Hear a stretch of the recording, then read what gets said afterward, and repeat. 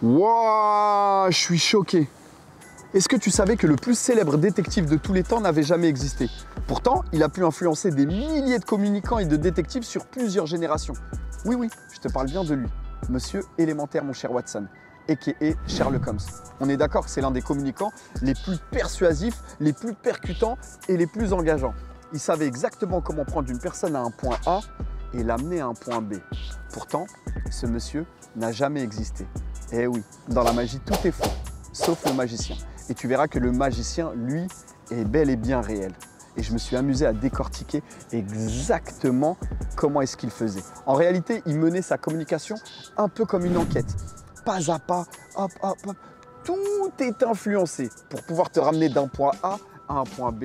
Et je vais te partager exactement la méthodologie que lui utilisait pour que toi, tu puisses l'utiliser dans ta communication. Mais pour pouvoir faire ça, il va falloir que je te ramène au berceau des civilisations, là où tout a commencé derrière ce personnage bel et bien réel. Et pour ça, il faut qu'on aille à Londres. Allez, je t'embarque avec moi.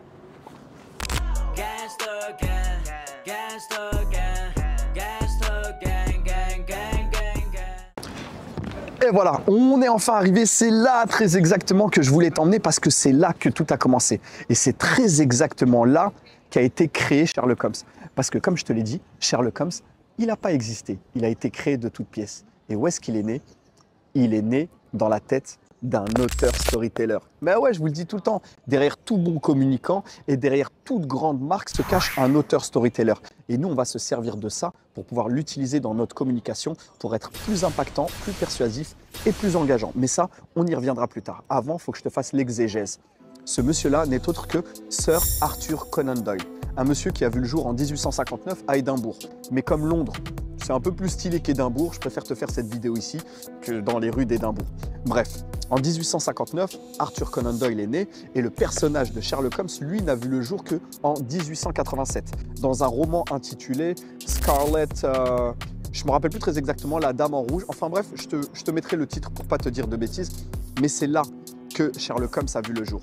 Et même Sherlock Holmes qui a été inventé n'a pas été totalement inventé. Parce que tu le verras plus tard, dans la magie, tout est faux, sauf le magicien. Ce personnage-là, Sherlock Holmes, a été inspiré d'un monsieur que Arthur Conan Doyle avait vraiment côtoyé.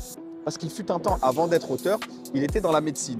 Et dans la médecine, il a côtoyé un monsieur qui s'appelait Joseph Bell, qui avait un talent incroyable. Ce monsieur-là avait le don de décrypter, de lire les patients. Il avait cette minutie à pouvoir analyser les détails, à pouvoir lire sur les mains des patients. En gros, il faisait ce que l'on appelle la lecture à froid aujourd'hui. D'ailleurs, la lecture à froid, c'est un terme qui est très souvent repris par les mentalistes, comme ce monsieur-là qui fait un travail incroyable, ou encore ce monsieur-là qui ont la capacité de lire en toi. Non, non, non, non, ils ne lisent pas en toi. Ils analysent des détails. Et tu vas voir que nous, on va s'en servir dans notre communication pour pouvoir amener des personnes d'un point A à un point B. D'ailleurs, il y a cette scène d'anthologie que l'on peut retrouver dans la série de Sherlock Holmes sur Netflix qui a largement contribué à faire le succès de ce personnage-là, dans laquelle on peut voir les talents monumentaux de ce que l'on peut appeler la lecture à froid. Okay, you've got questions. Yeah, where are we going? Crime scene, next. Who are you? What do you do? What do you think? I'd say private detective, But but the police don't go to private detectives. I'm a consulting detective. The only one in the world that invented the job. What does that mean? It means when the police are out of their depth, which is always, they consult me. The police don't consult amateurs. When I met you for the first time yesterday, I said Afghanistan or Iraq. You looked surprised. Yes, how did you know? I didn't know, I saw. Your haircut, the way you hold yourself says military.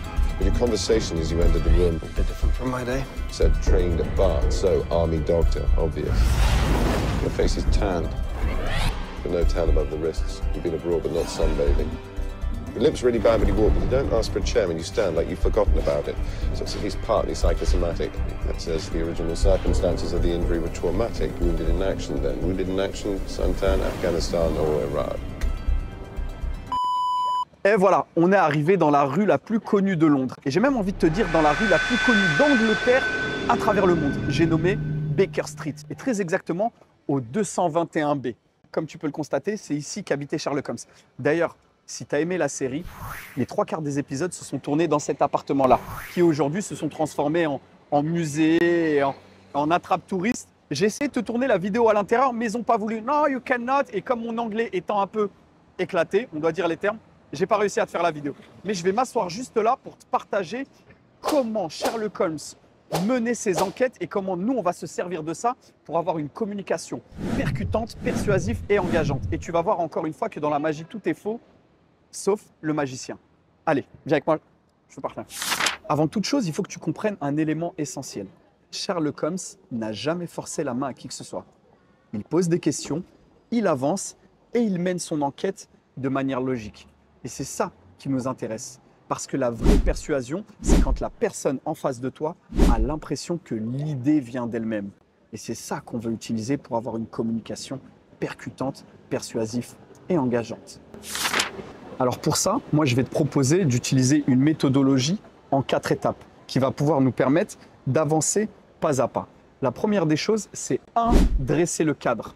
Lorsque tu communiques, tu dois dresser le cadre. Quand je dis dresser le cadre, c'est-à-dire énumérer la problématique. D'une manière générale, pour que ton audience t'accroche, il faut qu'il y ait une problématique. Si on reprend encore l'analogie de Sherlock Holmes, tu verras que Sherlock Holmes, à travers les épisodes, il avait un grand ennemi qu'il combattait durant tous ces épisodes. Cet ennemi s'appelle Moriarty.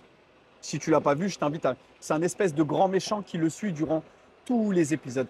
Mais ce méchant-là, toi, dans ta problématique, enfin dans ta thématique, dans ta manière de communiquer, ça peut être un ennemi visible, comme une personne que tu combats directement, tout comme ça peut être quelque chose d'ésotérique.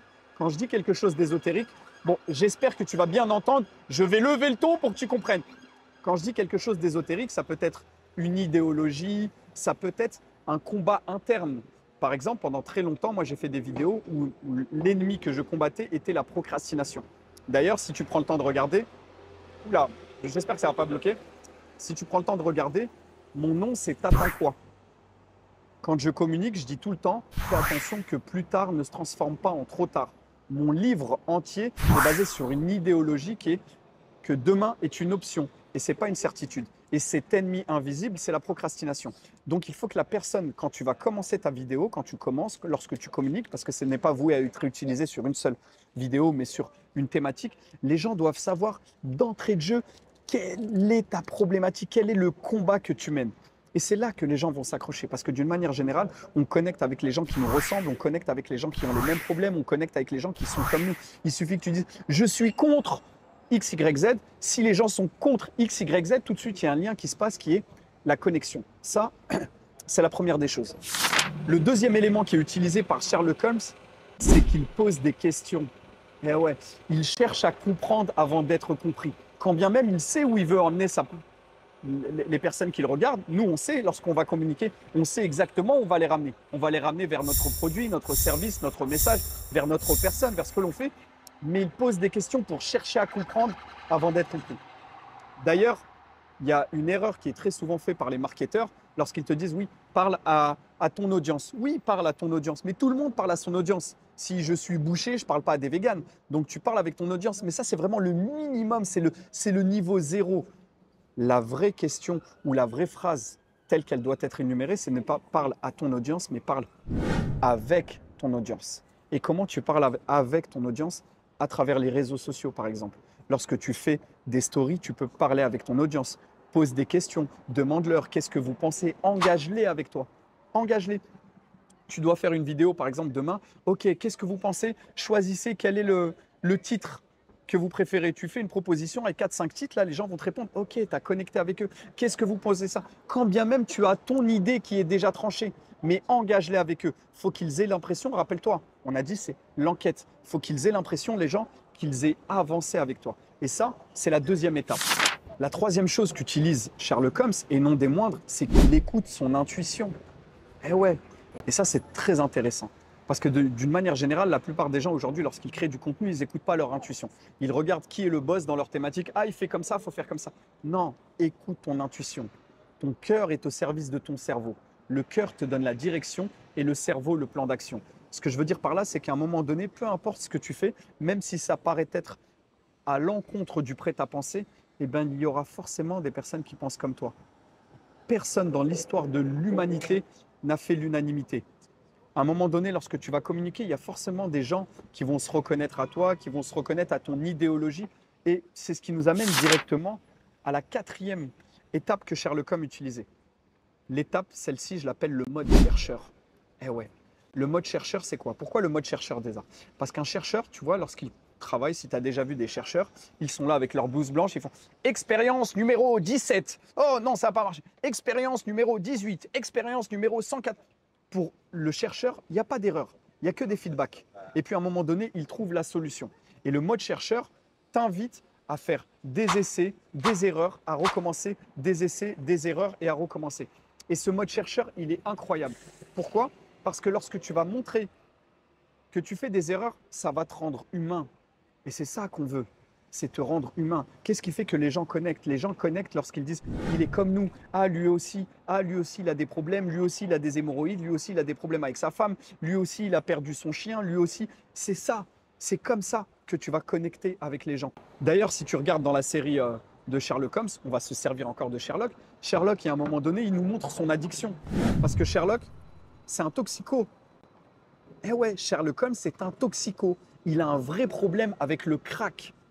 Et ça, qu'est-ce que ça fait? Ça le rend humain. Sinon, on est en mode héros. D'ailleurs, je t'ai fait une vidéo dessus. Si tu es en mode héros, oh, il est incroyable, tes pieds ne touchent plus le sol, tu es en lévitation. Un héros, c'est Superman. Il a un slip rouge sur un collant jaune. Personne ne s'identifie à Superman. Par contre, on va s'identifier à un mec comme Sherlock Holmes. Pourquoi est-ce que Sherlock Holmes, il est encore étudié aujourd'hui par les criminologues, il est étudié par les enquêteurs, il est étudié par les communicants, alors que c'est un personnage fictif? Parce qu'il nous montre ses failles, il nous montre comment il déduit, il nous montre comment il avance. Et d'ailleurs, je te l'ai dit en début de vidéo, peut-être même que tu ne savais même pas que Sherlock Holmes a été inventé de toutes pièces. Eh ouais. Et c'est ça, ce que je veux que tu comprennes. C'est que Sherlock Holmes, ce n'est pas un magicien. Et c'est pour ça que je te répète que dans la magie, tout est faux, à part le magicien. D'ailleurs, en parlant de magicien, autre fait que tu ne savais pas. Sir Conan Doyle, tu sais avec qui il était ami? Ça, je te la donne en mille, il y en a très peu qui le savent. Il était ami avec le magicien Houdini. Ouais, le magicien Houdini. Sir Conan Doyle, donc l'auteur, avait côtoyé Houdini. Et d'ailleurs, il était même persuadé que Houdini faisait de la vraie magie. Il a même écrit un livre dessus et Houdini a passé sa vie entière à lui dire « Non, mais il n'y a pas de magie en fait. C'est vraiment des tours, là, il y a ci, il y a ça. » Lui, il était persuadé qu'il faisait de la magie. Et c'est pour ça, des fois, que tu as l'impression que Sherlock Holmes fait de la magie. Il déduit « Non, il n'y a pas de magie. » Prends le temps et regarde et tu verras que c'est de la logique. Et c'est ce qui nous fait atterrir encore une fois sur cette fameuse phrase élémentaire, mon cher Watson. Et mon Watson, il est juste là, derrière la caméra, c'est lui qui filme. En bref, ce que je veux que tu retiennes de cette vidéo, c'est que la meilleure enquête est celle qui est préparée méticuleusement avec soin à la manière de Sherlock Holmes. Et la meilleure communication est celle dont les mots convainquent dès le premier mot. Et tu verras que d'une manière générale, si tu vas apprendre à communiquer de manière storytellée, il y a beaucoup d'erreurs que l'on fait qui peuvent faire fuir directement les gens qui te regardent, qui t'écoutent ou qui te lisent. C'est pour ça que je t'ai filmé les 10 erreurs pour faire foirer son storytelling. Je t'ai mis un lien juste en dessous, télécharge-le, c'est cadeau. D'ailleurs, dis-moi si tu as apprécié cette vidéo parce que moi, j'ai pris vraiment un plaisir à te la faire, à venir à Londres simplement pour te faire cette vidéo-là. Mais c'est important pour moi d'incarner le message que je transmets. Parce qu'il y a autre chose qu'on oublie de dire dans la communication, c'est que ce que je vais te montrer parle plus fort que ce que je vais te dire. Et là, tu peux voir le message incarné de « t'attends quoi ?» Fais attention que plus tard ne se transforme pas en trop tard. Et d'ici là, t'attends quoi pour télécharger les 10 erreurs pour faire foirer son storytelling?